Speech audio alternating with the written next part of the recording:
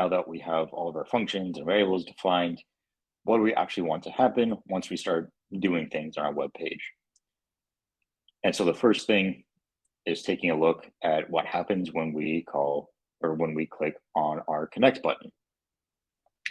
And what our connect button will do is we click connect, that'll load up Pera Web, and it will ask the user to connect their wallets. And so I'm going to show you this, what it looks like when you already have wallets connected, and then I'll show you how to configure it to create and fund your own testnet wallets. So I'm just going to connect a couple of wallets here. It doesn't matter which. Then you can see here that now in my dropdown, I have 2 wallets selected.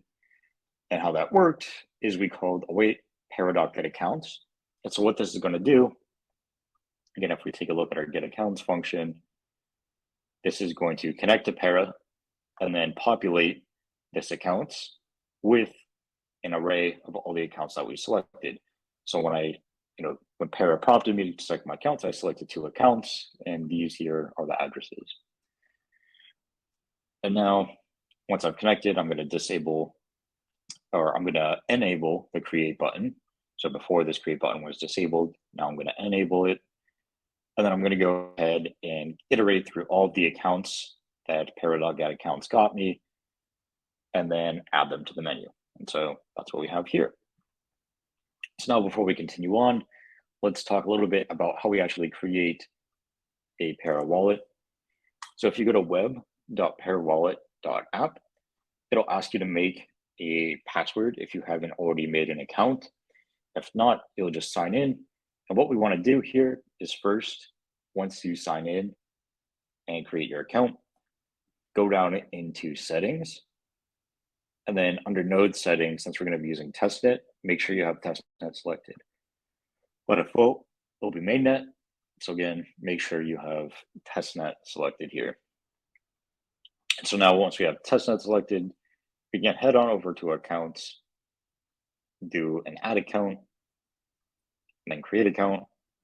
I'm going to name this Bootcamp. I'm going to go ahead and create the account. Now I'm going to do something that you really shouldn't do. I'm going to go ahead and copy this key and write it down digitally. And I'm just doing this because we're in a bootcamp here and I don't want to spend too much time actually writing down all 25 words of my seed phrase. But what you want to do is when you create an account, is make sure that you write these on paper or engrave them in steel or something very secure. You don't want to enter these in digitally, because as soon as you enter them digitally, that's just another attack vector. So what you want to do is write down, make a backup of your key. I have backed up. And then it's going to go ahead and create our account. And so we've created this bootcamp account. Now what we want to do, I guess that doesn't work on testnet. So what we're going to do is now we have our bootcamp account. And we're going to go ahead and click this button to copy the address.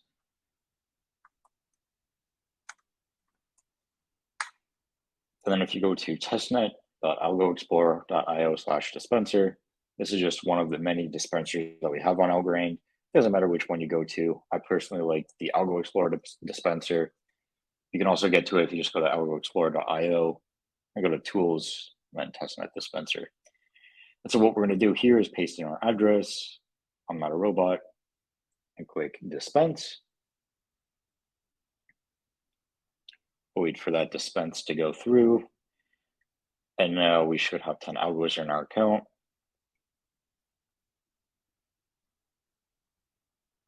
And we can now see 10 algo. Yes, now we have some algo in our account. So if we were to refresh this, go to connect, I go through the connect process.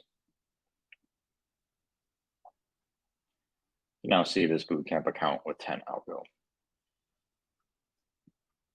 And I can see the bootcamp XJW, ABQ, XJW, ABQ. So that's the account that we've imported. So that's how account generation and importing looks like. Again, we've just simply called Pera.get accounts, and then iterate over our accounts to populating the menu whenever we click the connect button. And so now that we have an account connected that has some algo in it, we can go ahead and create the app. When we click the create button, what this is going to do is first going to update our status text. So our text up here is going to say we're now creating the auction app. And then we're going to instantiate this sender object. And so what the sender contains is an address. So this will be the address of the account in our drop-down menu. So in our accounts menu, which is this menu here, we're going to get the selected options, get the first value, which will be the option that we actually have selected, and then call .value on it to get our address.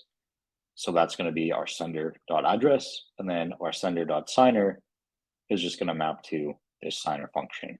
So this is basically saying whenever we send a transaction from this account, we want to sign it by using this signer method, which will go out to Pera and sign the transactions, or prompt the user to sign the transactions. And so now we've instantiated our sender. We can instantiate what we call our application client. This is very similar to the Beaker application client that we worked with yesterday. What this is basically doing is saying, given an app spec, generate an object that I can easily work with in my code.